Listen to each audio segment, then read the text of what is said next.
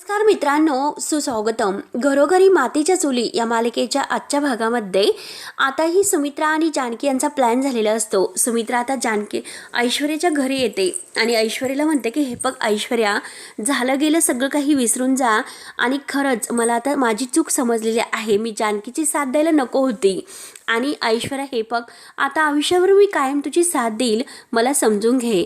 तेव्हा आता कावेरी काकू सुमित्राकडे बघत असतात, परंतु आता ऐश्वर्या संशयाने सुमित्राकडे पाहत असते. तेव्हा ऐश्वर्या म्हणते की बरं ठीक आहे, तुम्ही जरा रिलॅक्स व्हा. सुमित्रा ऐश्वर्याला विचारते की अगं मी तुझ्या घरी राहायला आले, मी ओझं आहे तुझ्यावर, असं तुला नाही ना वाटत? ते कसं की तसं असेल ते स्पष्ट सांग. सुमित्रा आता डोळ्यात पाणी आणण्याचं नाटक करते. ऐश्वर्या म्हणते की हे बघा तुम्ही उगाच ओव्हर थिंक करू नका.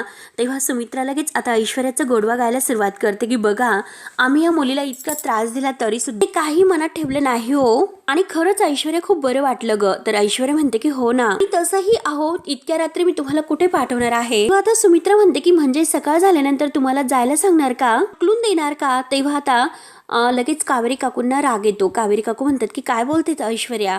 ऐश्वर्या म्हणते की हे बघा आपण आता नंतर बोलूयात या विषयावर. आलेच म्हणून ती आता आज जाते. तेव्हा आता कावेरी काकू म्हणतात की सुमित्रा काकू अहो तुम्ही कशाला टेन्शन घेतात, मी आहे ना, त्यामुळे या घरामध्ये तुम्ही अगदी निश्चिंत राहा. तुम्ही आता बसा, मी तुमच्यासाठी सूप बनवून घेऊन येते. आणि आता कावेरी काकू आज जातात तर ऐश्वर्या इकडे मायाला फोन करण्यासाठी आत येते. ऐश्वर्या लगेच मायाला म्हणते की माया हे सगळं काय होऊन बसलं, हे तर आपल्या प्लॅन मध्ये नव्हतंच. तेव्हा आता माया म्हणते की हो ना अगं, पण जे प्लॅन मध्ये आहे ते तर होतंय ना. तेव्हा ऐश्वर्या म्हणते की अगं पण मला मात्र इथे अडकल्यासारखं होतंय, त्याचं काय करायचं? म्हातारी मात्र आता इथेच या घरामध्ये ठांग मांडून बसणार आहे, मग मी काय करायचं, तुझ्याशी कसं कॉन्टॅक्ट करायचा? तेव्हा माया म्हणते की तू त्यांना तुझ्या घरीच ठेव. ऐश्वर्या म्हणते की काय बोलतेस, मॅड झाली की काय? ती म्हातारी जाम कटकटी आहे, मी तिला सहन नाही करू शकत. तेव्हा आता ऐश्वर्या म्हणते की मला ही नाही जमणार. तर माया म्हणते की बरं ठीक आहे, त्या थेरडीला इकडे पाठवून दे, म्हणजे इकडे आल्यानंतर ती जानकी गोड गोड त्या म्हातारीला खायला घालेल, मिठ्या वगैरे मारेल आणि तू मात्र तिकडे रडतच बस. तेव्हा ऐश्वर्या म्हणते की हे बघ मला त्यांना रडवायचं आहे, मला नाही रडायचं. त्यामुळे आता माया म्हणते की मी तुला जे काही सांगत आहे तर ते नीट ऐक, कारण इकडे जानकी आणि ऋषिकेश यांच्यामध्ये ऑलरेडी भांडण होत आहे. याचा अर्थ काय होतो की आपण जे ठरवलं होतं तेच घडत आहे. तर तोपर्यंत आता तू म्हातारीला तिकडे अगदी स्वीकार, तिचं अगदी म्हणजे छान असं रिॲक्ट हो आणि तिच्याशी छान वाग. तेव्हा आता ऐश्वर्या म्हणते की बरं ठीक आहे,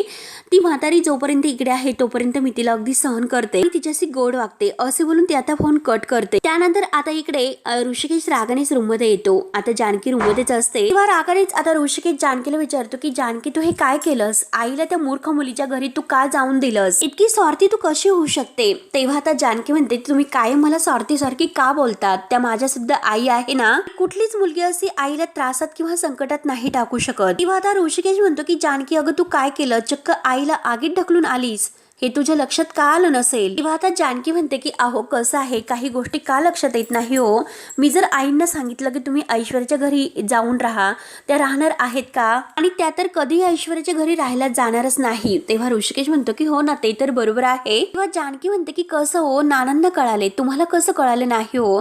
म्हणून जानकी आपल्या प्लॅन बद्दल ऋषिकेशला समजावण्याचा प्रयत्न करते आणि आता ती सगळं काही प्लॅन बद्दल सांगते की आईंनी ऐश्वर्याच्या घरी जाणं हे आमच्याच प्लॅनचा एक भाग आहे. तर ऐश्वर्याचा मास्कमॅनशी कॉन्टॅक्ट आहे आणि आईच्या माध्यमानेच मात्र आपण आता ऐश्वर्याचा जो काही आता त्या मास्कमॅनशी कॉन्टॅक्ट आहे तर तो आपल्याला मिळू शकतो आणि आपण त्या मास्कमॅन पर्यंत पोहोचू शकतो.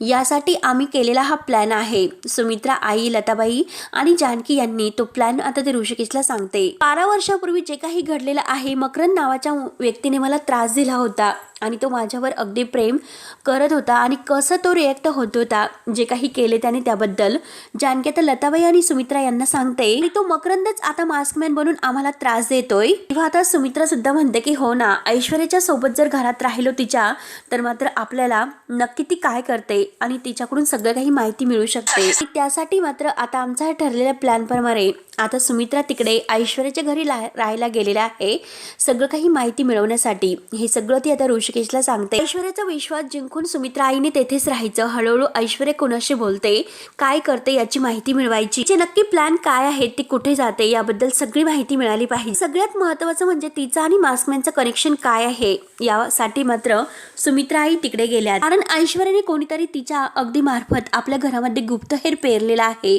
अशी जानकीला शंका असते आणि हे फक्त आईच ऐश्वर्याच्या घरी जाऊन शोधू शकतात. त्यामुळे तिचा डाव आपण तिच्यावर पेरून आता जो काही आपला गुप्तहेर आहे तर तो ऐश्वर्याच्या घरात पेरायचा, म्हणजे सुमित्रा आई. सुमित्रा आईवर आता ऐश्वर्याचा नक्की विश्वास बसेल आणि ती मात्र आता घरात राहून देईल. यासाठी मात्र सुमित्रा आईंनी हे प्लॅन म्हणजे केलेला आहे आणि सुमित्राई हे सगळं करायला तयार झाल्या. जानकीचा हा प्लॅन जेव्हा झालेला असतो तेव्हा सुमित्राई म्हणलेल्या असतात की खरंच जानकी, तू माझी सून आहे याचा मला अभिमान वाटतो. म्हणून जानकीचं तोंड भरून त्यांनी कौतुक करून आता ऐश्वर्याच्या घरी त्या राहायला गेलेल्या असतात या प्लॅनला सक्सेस करण्यासाठी. आणि आता घाबरायचं नाही, लढायचं म्हणून आता त्या तिघी एकत्र आलेल्या असतात, एकमेकींच्या हातावर हात देऊन. आणि शेवटी त्यांचा प्लॅन अगदी सुरुवात होते. जानकीने मात्र सुमित्रा आणि लताबाई यांच्यातील भांडण मिटवून आता ऐश्वर्याच्याच विरोधात मात्र प्लॅन रचलेला असतो त्यांना सोबत घेऊन. हे सर्व आता ती ऋषिकेशला सांगत असते. मास्कमॅन आणि ऐश्वर्या दोघांमध्ये काय संबंध आहे हे फक्त आपल्या आई शोधून काढू शकतात. ते ऐकून आता ऋषिकेश म्हणतो की काय बोलते जानकी तू. तेव्हा जानकी म्हणते की हो ऋषिकेश, आई जर तेथे राहिल्या तर आपल्याला दोन गोष्ट कळतील. एक म्हणजे मास्कमॅन आणि ऐश्वर्याचा संबंध काय आहे आणि दुसरी म्हणजे जी व्यक्ती आहे ना जी आपल्या घरातील खबरी बाहेर पुरवते तर तिची माहिती आपल्याला मिळणार आहे. तर तेव्हा आता ऋषिकेश म्हणतो की आई इतक्या मोठ्या संकटाला अगदी सामना करायला तयार झालीस का. तेव्हा आता जानकी म्हणते की हो, कारण संकटातून अगदी आपलं घर कसं वाचवायचं आणि त्या संकटाला सामोरं जायचं हे मात्र आता आईने ठरवलेलं आहे, ते त्यांना चांगलंच माहिती आहे. म्हणून आता ऋषिकेशचा राग मात्र जानकी घालवते आणि आता ऋषिकेशला म्हणते की ही गोष्ट फक्त मला आणि तुम्हाला, तुमच्या आईला आणि माझ्या आईला चौघांनाच माहिती असेल. तेव्हा आता कुणाला कळून द्यायची नाही असं म्हटल्यानंतर ऋषिकेश म्हणतो की कुणाला कळो किंवा न कळो, परंतु मला मात्र कळाले जो प्लॅन आहे ना तो खूप सॉलिड आहे. तर तुला, लता काकूंना आणि आईला माझा सलाम आहे असे ऋषिकेश खुश होत म्हणतो. तेव्हा आता जानकी म्हणते की आत्ता कळालं की बायको कमल आहे का. आणि अगोदर मात्र बायकोला सॉरी म्हणायला काही मागे पुढे बघितलं नाही. आता ऋषिकेश जानकीची माफी मागतो. सॉरी. जानकीचा हात धरून म्हणतो की यापुढे मात्र मी असं काही बोलणार नाही. जानकी आता रागवते आणि म्हणते की अजिबात नाही, म्हणजे अजिबात असा राग हा बाजूला ठेवायचा नाही. तेव्हा मात्र आता असंच कॅरी करत राहायचं. तेव्हा ऋषिकेश म्हणतो की म्हणजे असं या नाटकामध्ये तर ऋषिकेशला आता जानकीवर असणारा राग असंच कॅरी करत राहायचा. तर जे जानकी आणि ऋषिकेश मध्ये भांडण आहे असं मात्र सगळ्यांना दाखवायचं. म्हणते की करेक्ट, बी रेडी माय नवरोबा. तेव्हा आता ऋषिकेश सुद्धा म्हणतो की हो, मी कायमच तुझ्या सोबत आहे तुझी साथ देण्यासाठी तुझ्या ह्या प्लॅन मध्ये. दोघंही आता खूपच खुश होतात आणि बाहेर मात्र त्या दोघांचं अगदी भांडण आहे असं दाखवायचं त्यांचा नाटकाचा एक प्लॅन असतो. त्यानंतर आता इकडे कावेरी काकू सुमित्रा आईंना जेवण म्हणजे पूर्णपणे पोटभर घालतात आणि म्हणतात की काय जेवण तर पोटभर झालं ना. सुमित्राला तिच्या रूम मध्ये घेऊन येतात. कावेरी काकू म्हणतात की अजिबात काळजी करायची नाही, ऐश्वर्या त्यांच्या मागेच असते. आणि सुमित्राला आता कावेरी काकू समजावतात की हे बघा, आमच्या यांच्याबद्दल अजिबात विचार करायचा नाही, ते काही म्हणणार नाही, त्यांना घाबरायचं नाही आणि जर तुम्हाला काही लागले तर अगदी न संकोच करता मला सांगायचं. आता सुमित्रा सुद्धा ऐश्वर्या समोर म्हणते की अहो हे बघा, तुम्ही कशाला काळजी करतात, इतकी गुणी सून असताना मला कशाची काळजी करावी लागेल. अगदी ऐश्वर्याला म्हणते की अगं ऐश्वर्या, तुझी ही खोली आहे ना मला खरंच खूप आवडली, त्यामुळे आता इथून पुढे मी तुझ्याच खोलीमध्ये तुझ्या बरोबरच राहणार आहे. तर ऐश्वर्या म्हणते की काय बोलतात तुम्ही, येथे माझ्या बेडरूम मध्ये का राहणार बरं. सुमित्रा थोडंसं रडण्याचं नाटक करते, म्हणजे नको राहू का, मी बाहेर जाऊ का.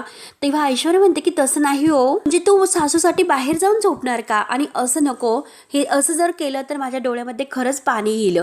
तेव्हा ऐश्वर्या कावेरीच्या हाताला धरते आणि काय हे वैताग, तू माझ्या रूम मध्ये का राहून दिलंस असं मात्र कावेरीला ते बोलत असते. तेव्हा ऐश्वर्या म्हणते की हे बघा, मी बाहेर जाईल असं नाही म्हणाले, आणि तसंही मला माझ्या बेडशिवाय झोप तर येतच नाही. आता सुमित्रा म्हणते की म्हणजे मी खाली झोपायचं का. सुमित्रा खाली झोपण्याचं नाटक करते तर कावेरी काकू अडवतात.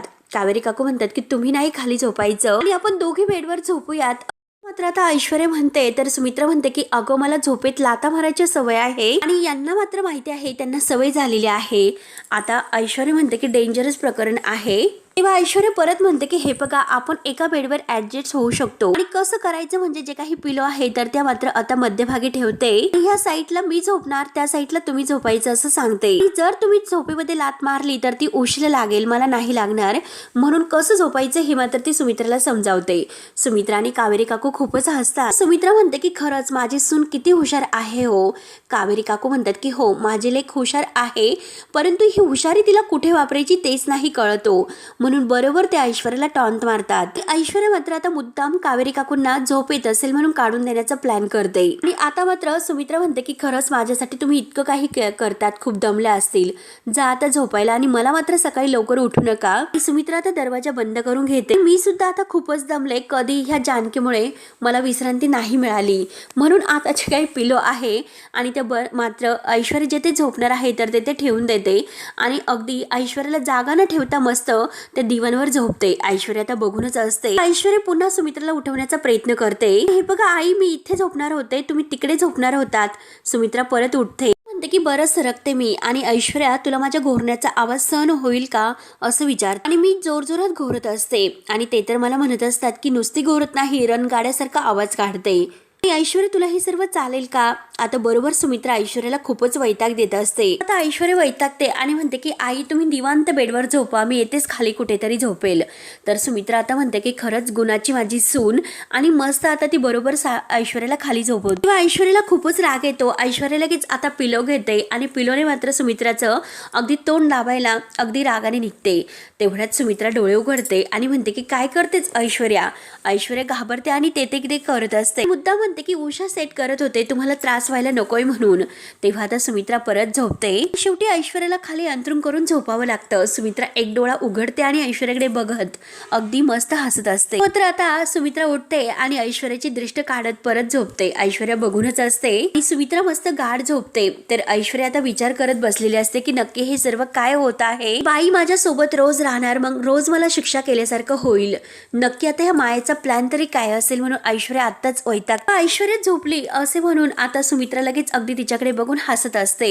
त्यानंतर आता इकडे माया लताबाईकडे येते. आता तिला असं वाटतं की लताबाई नक्की आपल्याला खरं सांगेल, म्हणून आता माया विचारते की काकू, हे सर्व काय झालं?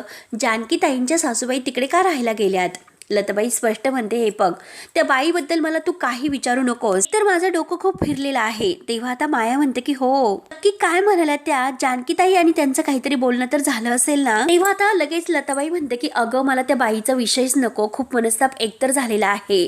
तेव्हा माया म्हणते की अहो, पण आपण इथे राहणार, मग रोज कटकट तर होतच राहणार, आणि माझ्या जानकीसाठी मी काही करायला तयार आहे, कारण ती आता जानकीची सासू त्या ऐश्वर्याकडे राहायला गेली.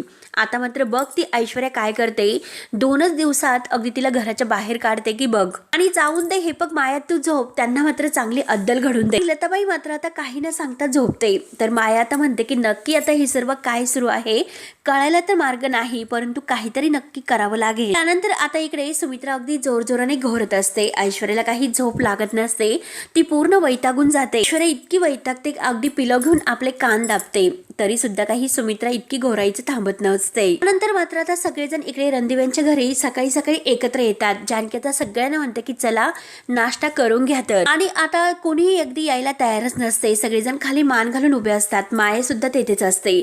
तेव्हा आता जानकी त्यांचं नाव घेते सगळ्यांचं आणि ऋषिकेशला म्हणते की या. ऋषिकेश आता मुद्दाम मायासमोर आता जानकीवर ओरडतो, तुला खाऊन घ्यायचं असेल तर जानकी तू खाऊन घे, कारण आज मात्र आई घरी नाही, आणि आई डोळ्यासमोर नसताना मात्र तुझ्या कशाखाली घास उतरू शकतो, आमच्या नाही. आता मुद्दाम जानकीशी भांडणं करत असतो. आणि आता मात्र ऋषिकेश मुद्दाम म्हणतो की हो लता काकू माझ्याही घरात नाही, तुम्हाला आनंद झाला असेल मग तुम्ही एकदा स्वतःच्या लेकीसोबत जेवण करून घ्या, कारण माझ्या आईला तर तुम्ही घराच्या बाहेर काढलंच, तुम्ही मायलेकींनी बोलून. तेव्हा मात्र आता सुमित्रा म्हणतो की दादा, अरे तू काय बोलतोस, तू नक्की काय बोलतो याचं भान ठेव. तेव्हा आता ऋषिकेश मुद्दाम लताबाई आणि जानकी यांच्यावर ओरडण्याचं नाटक करत असतो. ऋषिकेश म्हणतो की अरे हे बघ, जोपर्यंत आई या घरात नाही तोपर्यंत मला चैन नाही पडणार. वाटलं होतं की ती ऐश्वर्या आईला घरात नाही घेणार, परंतु तिने तर आईला घरात घेतले पण, आणि सौमित्रा ती तुझी सुद्धा आई आहे, तरी सुद्धा तू इतक्या शांतपणे कसा अगदी घेऊ शकतो. तेव्हा आता सौमित्र म्हणतो की हे बघ, कारण मला शांत राहून मार्ग शोधायचा आहे असं रिॲक्ट होऊन नाही. सारंग म्हणतो की अरे पण आपल्या आईचं मन दुखावलं गेलं याचं काहीच तुला वाटत नाही का? सौमित्र म्हणतो की सारंग तू मध्ये बोलू नकोस. आता ऋषिकेश म्हणतो की बास्कर सौमित्र, बोलतोय ना त्याला बोलून द्या, आणि ह्या जानकीला सगळ्यांनी जाब विचारा. तेव्हा आता जानकी म्हणते की हो विचारा, आणि तुम्हाला जे काही करता येईल ते करू शकतात, शिवाय शाप देऊ शकतात, मला वाटेल ते प्रश्न उत्तर विचारू शकतात, पण तरी सुद्धा मात्र मी आईंना घराच्या बाहेर काढलेले नाही हे माझं मला माहिती आहे. माझ्या आईची शपथ घेऊन सांगते. तर ऋषिकेश म्हणतो की जानकी अगं पण. तेवढ्यात अवंतिका मोठ्याने ओरडते की स्टॉप इट. आता आपण असे एकमेकांशी भांडणार आहोत का असं म्हणते. तेवढ्यात अवंतिकाच्या मोबाईलवर आईचा मेसेज येतो. तेव्हा अवंतिका म्हणते की आईचा मेसेज मला आला. तेव्हा आता ऋषिकेशला खूपच आनंद होतो. ऋषिकेश म्हणतो की काय म्हणते आई, सांग लवकर, आणायला बोलावते का, मी जाऊ का आणायला. तेव्हा आता अवंतिका म्हणते की नाही दादा, आईने आता ऐश्वर्याच्या घरी राहण्यासाठी त्यांचे कपडे मागवलेले आहेत. तर ऋषिकेश आणखीनच अगदी भडकण्याचा प्रयत्न करतो की घ्या, आता आई तिकडेच राहणार आहे, ती परत आपल्या घरी नाही येऊ शकत, मग तुम्ही सांगा की आता काय करायचं. मुद्दाम तो जानकीवर ओरडत असतो की जानकी दे ना याचं उत्तर, आहे का उत्तर. जानकी म्हणते की आईने कपडे मागवले, मग कपडे देण्याच्या निमित्ताने मी त्यांना भेटायला जाते, हो तर मी त्यांची माफी मागते, त्यांच्या पाया पडते आणि ते शेवटी त्यांना इथे घेऊन येते. आता जानकीला मात्र मुद्दाम आता तिकडे जायचं असतं, या प्लॅनचा हा भाग असतो. म्हणून आता ऋषिकेश जानकीवर खूपच ओरडतो. तेव्हा आता तो मनात म्हणतो की जानकी, ह्या खोट्या नाटकामुळे मला तुझ्यावर ओरडावं तर लागतंच, ते पण आता ह्या सगळ्यांच्या समोर. तुझ्या आईबद्दल सुद्धा मला अगदी भान ठेवून बोलावं लागतं, साठी खरंच सॉरी. ऋषिकेशला खूप वाईट वाटत असतं. आता जानकी ही ऋषिकेशकडे दरवाजात उभी राहून बघते आणि मला कळतं ऋषिकेश, तुम्ही मनातून माझी माफी मागत आहात, तर परंतु हे नाटक मात्र फार दिवस करून चालणार नाही. जो आपल्यात फूट पाडतो ना त्याला मी सरळ करेलच. पण ऋषिकेश आणि जानकी एकमेकांकडे बघतात आणि जानकी आता आत जाते. त्यानंतर इकडे ऐश्वर्याची खूपच तळतळ सुरू असते की एकतर माझ्या रूम मध्ये राहायला आली आणि मलाच वर वैताग देते. आणि तेवढ्यात कावेरी काकू तेथे येतात. कावेरी काकू विचारतात की काय झालं ग ऐश्वर्याला चिडचिड करत असतेस ग. ऐश्वर्या कावेरीवरच ओरडते की सकाळी सकाळी इतके फालतू प्रश्न मला विचारू नकोस. तेव्हा मात्र आता कावेरी काकू म्हणतात की एक काम कर, मी तुला नाही त्रास देत, तू फक्त तुझ्या सासूबाईंना एक छान असा त्यांच्या आवडीचा चहा करून दे. ऐश्वर्या म्हणते की का मी चहा करायचा, कारण ती प्रॉपर्टी माझ्या नावावर करणार आहे का तिची सगळी. तर कावेरी काकू म्हणतात की अगं मी फक्त तुला चहाचं म्हणले आणि तू प्रॉपर्टीचा विषय काढलास. ऐश्वर्या खूपच वैतागते. ऐश्वर्या म्हणते की मॉम, अगं एकतर ती म्हातारी माझ्या डोक्यावर येऊन बसली आणि त्यात म्हणजे तुम्हाला अगदी असं बोलून कानामध्ये भुनभुन करू नकोस. ऐश्वर्याची फारच चिडचिड होत असते. कावेरी काकू म्हणतात की अगं ऐश्वर्या जरा हळूच बोल, ऐकतील त्या. ऐश्वर्या म्हणते की ऐकलं ते ऐकलं, मला कुणाचं काही घेणं नाही. आणि तेवढ्याच सुमित्रा तेथे येते. सुमित्रा म्हणते की अगं बाई खरंच आल्याच खूपच मस्त वास आला, कुणासाठी चहा बनवतेस बरं. आता कावेरी काकू म्हणतात की अहो तुमच्यासाठी. सुमित्रा मुद्दाम ऐश्वर्याचं तोंड भरून कौतुक करते की तुमची लेक मात्र आमच्या घरातील संस्कार अजूनपर्यंत नाही विसरली हो की नाही ऐश्वर्या. तर ऐश्वर्या म्हणते की हो हो, मी तुमच्यासाठीच अगदी मस्त आलं घालून फक्कड चहा बनवते. तर आता सुमित्रा म्हणते की हो ना, हे बघ ऐश्वर्या, आज मात्र मला तुझ्या हातचा अगदी आलं घातलेला फक्कड चहा हवाच आहे. आता मुद्दाम त्या ऐश्वर्याची बरोबर जिरवतात. सुमित्रा कावेरी काकूंना म्हणते की आपण बाहेर जाऊन बसूयात, तोपर्यंत ऐश्वर्या चहा बनवेल आणि उगाच ढवळाढवळपणा आपण कशाला इथे करायचं, चला बरं. आणि ऐश्वर्या, अगं तुला कॉफी आवडते, तू कॉफी घेतलीस का. ऐश्वर्या म्हणते की हो कॉफी झालेली आहे पण ती घ्यायची आहे. सुमित्रा म्हणते की ते सर्व राहून दे, नंतर घे, परंतु अगोदर मात्र आलं घातलेला जो चहा आहे ना तो आमचा करून दे. आणि त्या दोघी आता ऐश्वर्याची बरोबर जिरून बाहेर जातात. ऐश्वर्या खूपच रिॲक्ट होत असते. माझ्याच घरामध्ये राहते आणि माझ्यावरच सासुरास करते, म्हणून पूर्ण आता ऐश्वर्या वैतागून गेलेली असते. शेवटी चहा बनवून आता ती अगदी बाहेर घेऊन येते आणि त्यांना चहा ओतून देते. ती कपामध्ये मस्त चहा बनवून तिने त्यांच्या हातात दिलेला असतो. आता चहा घेता घेता सुमित्रा म्हणते की ऐश्वर्या, आज काय काम कर, तूच जेवण बनव आणि आता आम्ही दोघींना मस्त गप्पा करतो. कावेरी काकूंना हसू येत असतं. तेवढ्यात दरवाजाची बेल वाजते. आता कावेरी ऐश्वर्याला म्हणतात की बघ बरं कोण आलेला आहे. ऐश्वर्या म्हणते की काय मी. सुमित्रा म्हणते की बघ ना ऐश्वर्या. आता ऐश्वर्या रागाने लगेच सुमित्राकडे बघते आणि दरवाजा उघडायला जाते. तेवढ्यात आता दरवाजा उघडणार तो जानकी समोर असते. आता कावेरी काकू आणि सुमित्रा सुद्धा उठून येतात. आता मुद्दाम सुमित्रा जानकीला म्हणते की काय ग जानकी, तू येथे कशाला आलीस. सुमित्राची मात्र बॅग वगैरे जानकीने भरून आणलेली असते. ऐश्वर्या रागाने आता जानकीकडे बघत विचारते की तुझी हिंमत कशी झाली इकडे येण्याची. आता जानकी म्हणते की आई, मी तुमच्यासाठी आले, तुझ्या कपड्यांची बॅग घेऊन आले, मला बोलायचं आहे तुमच्याशी. मित्र मुद्दाम आता त्यांच्या समोर जानकीला म्हणते की अगं मी कायमची इकडे राहावं यासाठी मात्र तू सगळे कपडे वगैरे माझे घेऊन इकडे आलीस. तेव्हा जानकी म्हणते की आई तुम्ही काय बोलतात, तुम्हीच अवंतिकाला मेसेज केला होता की माझे कपडे तिकडे पाठवून दे म्हणून. मित्रा रागाने म्हणते की अगं मी लाख सांगेल, तू लगेच माझे कपडे अगदी घाईने घेऊन आलीस, मी तुला खरंच त्या घरामध्ये जडच झालेले आहे. तेव्हा जानकी म्हणते की आई प्लीज अभद्र बोलू नका. आता मुद्दाम हे दोघी आता ऐश्वर्या समोर भांडण करत असतात. जानकी म्हणते की आई मला तुमच्याशी बोलायचं आहे. तर ऐश्वर्या लगेच म्हणते की 1 मिनिट, तू येथे नाही थांबू शकत. तेव्हा जानकी रागाने ऐश्वर्याला म्हणते की मी तुझ्याशी नाही बोलत, फक्त माझ्या आईशी बोलते, तुझ्याशी नाही. ऐश्वर्या म्हणते की हो का, ते तुझ्या आई आहे, मग आता ह्याच आईला घराच्या बाहेर काढताना हे सर्व तू विसरली होतीस की काय. तेव्हा आता जानकी म्हणते की अगं हे बघ, मुळातच मी माझ्या आईंना घराच्या बाहेरच काढलेलं नाही. जे काही त्यांच्या मनात माझ्याविषयीचा राग आहे तो तर केवळ तुझ्यामुळे. अगं तू त्यांना फसवून भेटायला बोलावलं आणि त्यांच्या मनामध्ये माझ्याविषयी तू काहीतरी भरलेला आहे, म्हणूनच ते अशा इकडे घर सोडून आल्यात. तेव्हा सुमित्रा म्हणते की अगं तिने काही केलेलं नाही, हे बघ तूच मला सांगितलं होतं की आता मात्र एकतर तुझी आई घरामध्ये राहील किंवा मी, आणि तू मला अगदी तुझ्या आईला घरातच राहून दिलं, मग मी कशाला तिकडे राहू. तेव्हा तर तू फक्त तुझ्या आईची निवड केली आणि मला कुठेही जा असं म्हणाली. आणि माझी ऐश्वर्या खरंच खूप गुणाची आहे की तिने मला घरात घेतलं आणि इथे राहायला अगदी जागा दिली आणि कितीही दिवस निवांत राहू शकतात कायमचं असे सुद्धा म्हणाली. तेव्हा आता हे ऐकून जानकी म्हणते की आई कुणावर विश्वास ठेवतात, ह्या ऐश्वर्यावर. अहो विश्वास ठेवण्याच्या लायकीची नाही ती. तेव्हा ऐश्वर्या म्हणते की अगं जानकी माझ्याच घरामध्ये उभी राहते आणि माझा इन्सल्ट करते का. त्यावर आता जानकी म्हणते की हे बघ, माझ्या घरावर आलेलं जे संकट आहे ना त्यात तुझाच हात आहे आणि हे जेव्हा सिद्ध होईल तेव्हा मी तुझ्याच दारामध्ये येऊन तुझ्या मुस्कटात लावेल. ऐश्वर्याला खूपच राग येतो. ऐश्वर्या जोरात जानकी असे ओरडते. मित्रा म्हणते की अगं ऐश्वर्या तू कशाला हिच्याशी भांडते, मी आहे ना तुझ्या बाजूने, तू हिच्याकडे लक्ष देऊच नकोस. तेव्हा आता जानकी म्हणते की आई तुम्ही कशाला तिच्यावर विश्वास ठेवतात, मी तुमच्यासमोर हात जोडते, तुम्ही चला बरं आपल्या घरी, इथे राहू नका. मुद्दाम ऐश्वर्या समोर आता यांचं हे नाटक सुरू असतं. आई हे बघा घरी चला बरं, मी तुमच्या पाया पडते. आणि ती जानकी आता सुमित्राच्या हाताला धरते आणि आई घरी चला असं म्हणते. सुमित्रा रागाने तिला लोटून देते आणि सोड माझा हात असं म्हणते. आणि बघून दे, मला सुद्धा कळून दे आणि सगळ्यांना कळून दे की तुझ्यामुळे मला घर सोडावं लागलं म्हणून, असे आता सुमित्रा म्हणते. आता सुमित्रा काही जानकीचं त्यांच्यासमोर ऐकत नसते. तर कावेरी काकू म्हणतात की सुमित्रा ताई अहो एकदा जानकीचं ऐकून घ्या.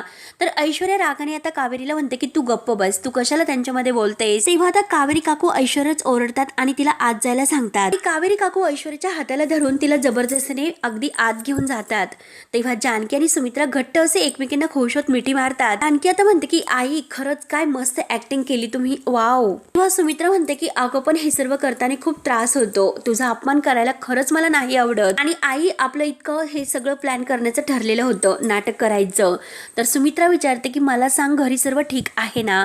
जानकी म्हणते की हो सर्व ठीक आहे. जानकी आता पुढे म्हणते की आई मी आपल्या प्लॅन बद्दल ऋषिकेशला सांगितले आणि ते सुद्धा खरंच खूप ओके आहेत.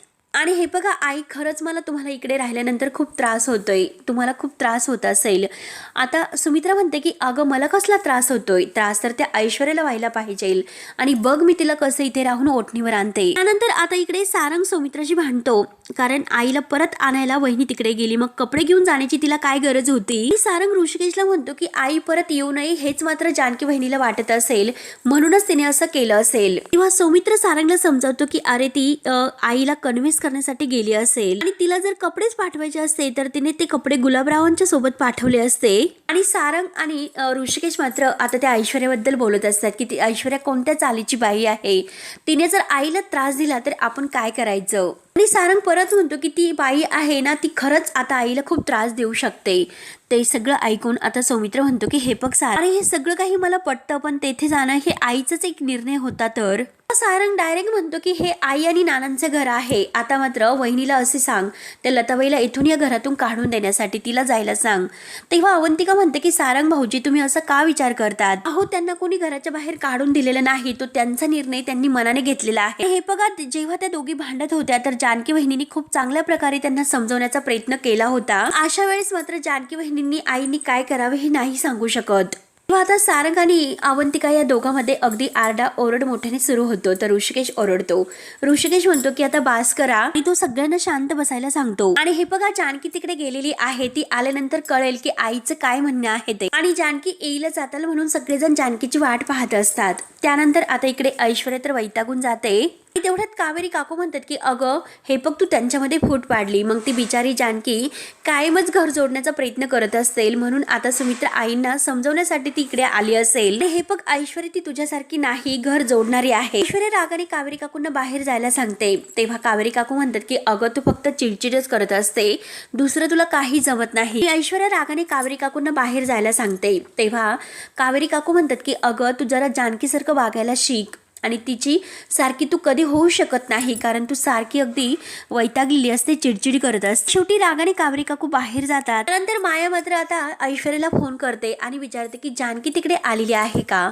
तेव्हा ऐश्वर्या म्हणते की अगं तू जानकीच्याच घरात राहते आणि मला विचारते. तेव्हा माया म्हणते की हे बघ अगं मला माहिती नाही, परंतु तिकडे आलेली आहे ती आणि तिकडे नक्की काय झालं हे विचारण्यासाठी मी फोन केला. कारण माया मास्कचे कपडे वगैरे घालून आता मकरनच्या रूमकडे आलेली असते आणि मकरनला ती बाहेर काढून आता ऐश्वर्याला फोन करते. तेव्हा वैतागलेली ऐश्वर्या मात्र आता ही म्हणते की अगं माया बघ, त्या जानकीने मात्र पूर्ण मला वैतागून सोडलं. त्या म्हातारीच्या कपड्यांची बॅग घेऊन ते इथे आलेली आहे. नक्की ती त्या म्हातारीला कन्व्हिन्स करण्यासाठी आली असेल आणि ती म्हातारी जर त्या जानकी बरोबर जायला तयार झाली तर खरंच बरं होईल, माझ्या डोक्याचा तापच जाईल. तेव्हा माया म्हणते की नाही, मला असं वाटतं की उलट घडणार आहे. तर मला असे वाटते की नक्की हा जानकीचा काहीतरी प्लॅन आहे आणि मुद्दा मात्र तुझ्या सासूला तिकडे तुझ्याकडे पाठवलं असणार. ऐश्वर्या विचारते की तू हे सर्व खात्रीने बोलते का. तर माया म्हणते की मी आता पुरावा नाही माझ्याकडे, परंतु खात्रीनेच बोलते. ऐश्वर्या हे तू शोधून काढू शकतेस. ऐश्वर्या म्हणते की अगं पण मी कसं शोधायचं. तर माया म्हणते की तू एक काम कर, तुझ्या सासू समोर मात्र तू जानकीला त्रास दे, इतका त्रास द्यायचा की तुझ्या सासूने मात्र तुला थांबवायला हवं आणि जर तुझ्या सासूने तुला थांबवलं तर मात्र त्या दोघी एकमेकींना सामील आहे हे ओळखायचं. ऐश्वर्या म्हणते की ओके बघच तू आता मी काय काय करते ते. माया म्हणते की तू जे काही करत आहे ना त्याचा व्हिडिओ पाठव. जानकीने मात्र माझ्या दादाला रडवलेला आहे, आता मात्र मला तिला रडताना बघायचं आहे आणि दयेची भीक मागताना. ऐश्वर्या म्हणते की डन, मी लवकरच पाठवते. तेवढ्यात बाहेर आता जानकी गुपचूप इकडे तिकडे बघत आईंना म्हणते की आपण जे ठरवलं अगदी ते प्लॅन प्रमाणेच व्हायला पाहिजे. हे बघा आई, तुम्ही एक गोष्ट लक्षात ठेवायची, ऐश्वर्या मला मुद्दाम त्रास देण्याचा प्रयत्न करेल, मला छळेल, मला नको नको ते बोलेल, त्याकडे तुम्ही दुर्लक्ष करायचं, तुम्ही त्याकडे लक्ष द्यायचं नाही. सुमित्रा म्हणते की अगं पण ती अशी का वागेल. तेव्हा जानकी म्हणते की एक नंबरची धूर्त बाई आहे ती, तिला आपल्यावर अगदी संशय येऊ शकतो, ती विश्वास नाही इतक्या लवकर ठेवू शकणार, त्यामुळे आपल्याला सावध राहावंच लागेल. तेव्हा सुमित्रा म्हणते की अगं पण खरंच का, तिच्या वागण्यावरून तर हे नाही दिसत. आता जानकी बरोबर ऐश्वर्या काय करणार आहे आणि सुमित्राला सगळं काही ते समजावून ठेवते. तेवढ्यात कावेरी काकू जानकीसाठी चहा घेऊन येतात. तेवढ्यात मात्र आता सुमित्रा म्हणते की अहो कावेरी काकू, जिच्या मनामध्ये विष आहे तर तिच्या मनामध्ये गोडवा उतरण्याचा का प्रयत्न करतात, तुम्ही जानकीला चहा देऊ नका. म्हणून मुद्दाम आता सुमित्रा जानकीवर रागराग करायला सुरुवात करते. तिला इथून हाकलून द्या असं जेव्हा सुमित्रा म्हणते तर ऐश्वर्या बाहेर येते आणि म्हणते की आई तुम्ही असं कसं बोलू शकता, जानकीला तर चहा घ्यावाच लागेल, कारण आमच्या घरात आलेल्या माणसांना रिकाम्या हाताने पाठवण्याची आमची काही रीत नाही. कावेरी काकू आता जानकीला चहा घ्यायला अगदी तेथे सोप्यावर बसवतात आणि जानकीला चहा देतात. जानकी आता चहा घेत थँक्यू असं म्हणते. जानकी चहा घेणार तोच लगेच ऐश्वर्या तिचं नाटक सुरू करते आणि म्हणते की काय ग, चहा घे म्हटलं तर लगेच चहा घ्यायला गेलीस, तुमच्या सोप्यावर अगदी आमच्या बरोबर बसण्याची तुझी लायकी तर नाही. म्हणून आता ती जानकीला उठायला सुद्धा सांगते. ऐश्वर्या तिच्या हातातील चहाचा कप हिसकावून घेते आणि तिला उठायला सांगते. जानकी काही उठत नसते तर ऐश्वर्या तिचा हात पकडते आणि तिला उठ उठ म्हणत असते. कावेरी काकू आणि सुमित्रा बघूनच असतात. जानकीच्या हाताला धरून तिला दरवाजात उभं करते आणि म्हणते की ही तुझी जागा आहे. तर तेव्हा आता ऐश्वर्या कावेरी काकूंना म्हणते की तू कशाला मध्ये बोलतेस ग, ज्या बाईने माझ्या सासूचा इतका अपमान केला, त्रास केला, तिला घराच्या बाहेर काढलं, तर तिचा अपमान करायला आपण सुद्धा कशाला मागे पुढे पाहायचं, तिला सुद्धा त्रास तर आपण द्यायचाच. सुमित्राला विचारते की हो की नाही सासूबाई. आता सुमित्रा काही बोलत नसते तर आता जानकी म्हणते की आई प्लीज प्लीज काही बोलू नका. अगदी मनात जानकीची कालवा कालव होत असते. आता बरोबर सुमित्रा ऐश्वर्याच्या बाजूने बोलते. हो, मला जितके वेदना दिलेल्या आहेस ना, अशा वेदना हिला सुद्धा व्हायला हव्यात. ऐश्वर्या म्हणते की हो का, ऐकू आलं ना तुला, मग बस खाली. आणि सासूबाई ती माझं ऐकत नाही, तुमचं ऐकेल, तुम्ही सांगा. तेव्हा आता सुमित्रा मुद्दाम ऐश्वर्याच्या समोर जानकीवर रागवून म्हणते की जानकी खाली बस. आता जानकी खाली तेथे बसते आणि तुला चहा प्यायचा आहे ना, घे ना मग चहा. म्हणून ऐश्वर्या तिच्या समोर कप धरते. जानकी रागाने ऐश्वर्याकडे बघत असते तर तो कप घ्यायला जाते तोच लगेच ऐश्वर्या पुन्हा आपला हात मागे घेते आणि तो चहा ओतून देते. जानकीला खूप राग येतो. तर मित्रांनो, हा भाग येथे संपतो. पुढील भागामध्ये जेव्हा आता इकडे पुढील भागामध्ये माया आता मकरंदला तो व्हिडिओ दाखवत असते जानकीचा, तेव्हा आता मकरंद मात्र जेव्हा जानकीचा अगदी फोटो वगैरे पाहतो, तो व्हिडिओ बघतो, तर त्याच्या शरीराची हालचाल व्हायला सुरुवात होते. माया म्हणते की बघ, तुला पहिल्यांदा आता तुझ्या शरीराची हालचाल झाली. जानकीचा व्हिडिओ बघितल्यानंतर तुझ्यामध्ये इतका बदल होतोय. जर मी तुला स्वतः जानकीच्या समोर उभं केलं म्हणजे जानकीला तुझ्यासमोर आणून उभं केलं तर नक्की तू स्वतःच्या पायावर उभं राहू शकतो. बघ मी काय करते की त्या जानकीला कसं मी तुझ्यासमोर उभं करते. आणि आता जानकी मात्र इकडे ऋषिकेशला सांगत असते की आता ऐश्वर्या आणि मास्कमॅनचा नक्की काय संबंध आहे हे मात्र आपल्या सुमित्रा आई तेथे राहून शोधून म्हणजे काढू शकतात. म्हणून आता सुमित्रा इकडे ऐश्वर्याच्या रूममध्ये काही शोधाशोध सुरू करत असते आणि तेवढ्यात ऐश्वर्या तेथे येते आणि म्हणते की सासूबाई. तेव्हा आता सुमित्रा खूप घाबरते. तर मित्रांनो पुढे काय होतं हे बघण्यासाठी आपल्या चॅनलला नक्की सबस्क्राईब करत राहा. धन्यवाद.